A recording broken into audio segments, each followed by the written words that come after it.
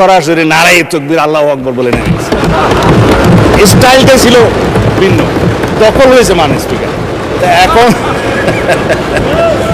এই যে ব্যাংক দখল হয়েছে মাননীয় স্পিকার, ইন্টারিম গভর্নমেন্টের সময় ব্যাংক দখল হয়েছে আওয়ামী লীগের সময়। আমরা আসুন সবাই সম্মিলিতভাবে বিদেশে পাচারকৃত এই সমস্ত অর্থ ফেরত আনার ব্যবস্থা করি। আজকে শুনে আরো খুশি হয়েছে মাননীয় স্পিকার যে বলে যে আমরা তো বিরোধী দল না। হ্যাঁ, আপনারা বিরোধী দল, আপনারা সরকারি দলে আসার জন্য কসরত করবেন, এটাই হচ্ছে নিয়ম, এটাই পার্লামেন্টের রীতি। তবে আমি জেনে আরো খুশি হয়েছি যে আপনারা শ্যাডো মিনিস্ট্রি করেছেন, ছায়া মন্ত্রিসভা। ছায়া মন্ত্রিসভা করলে মাননীয় স্পিকার দুইটা লাভ, একটা হলো যে দায়িত্ববোধ বাড়ে, আর একটা হলো যে উজিরে খামোখা অথবা মন্ত্রী ভাবের একটা সুখ পাওয়া যায়। তো আমি অভিনন্দন জানাই যে আসুন আমরা শ্যাডো মিনিস্ট্রি হিসেবে আপনারা ডিক্লেয়ার করুন। কাউন্টার পার্ট হিসাবে আমার বিপরীতে মনে হয় আমার সোজাসুজি আছে হোম মিনিস্টার সাহেব শ্যাডো। আমরা পরস্পর তথ্য বিনিময় করব, আমরা যোগাযোগ রাখবো, কথা বলবো। তবে না, আমি আপনাকে হোম মিনিস্টার খেতাব দিছে, সুখী হওয়া দরকার। তো যাই,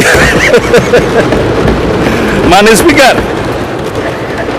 ব্যাংকের বিষয়ে কথা বলছে, বলে যে না আমাদের কোনো ব্যাংক ট্যাঙ্ক নাই, কিন্তু আবার যখন কথা বলছে তার মধ্যে আবার কৃতিত্ব মন করছে যে কিছু সংখ্যক লোক করেছে, সেটা কৃতিত্ব নিয়েছে এসে।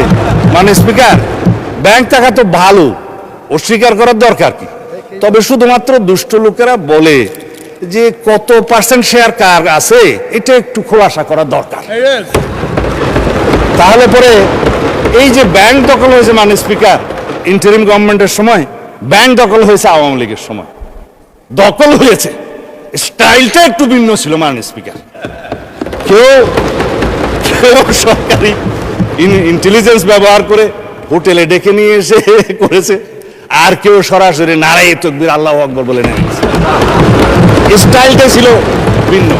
দখল হয়েছে মাননীয় স্পিকার। এখন আমি চাই না মাননীয় মন্ত্রী শেষ করেন। আমার সময় কমে যাচ্ছে। যাই হোক মাননীয় স্পিকার, এই সংস্কার না নিয়ে কথা বললে মানুষ আবার আমাকে গালি দিবে। ইন্টারিম গভর্নমেন্টের সময় তিনটা শব্দ খুব বেশি বাজার পেয়েছে, একটা হচ্ছে সংস্কার, আর একটা হচ্ছে বিচার, আর একটা হচ্ছে নির্বাচন। তবে নির্বাচনটা বলেছে যে সংস্কার এবং বিচার সমাপ্ত হওয়ার পরে যদি কোনো সময় হলেও হতে পারে, এইভাবে ছিল নির্বাচনের বিষয়টা। তো সংস্কারের জন্য শ্বেত শুভ্র কেশের আমার কিছু বড় ভাই বুদ্ধিজীবী বিদেশ থেকে অবসরণ হয়েছিল, নাম যেহেতু এখানে উপস্থিত নেই নিতে পারবো না মাননীয় স্পিকার। তারা মাথায় টুপি ভর্তি করে অলৌকিক কিছু সংস্কার নিয়ে দেশে অবতরণ করলে পরে আমরা সংস্কার কমিশনে আলাপ আলোচনা করতে করতে করতে করতে এই জুলাই জাতীয় সনদটা এই পর্যন্ত প্রণয়ন হইতে হয়েছে। এখানে একটা বিষয় উঠে এসছে,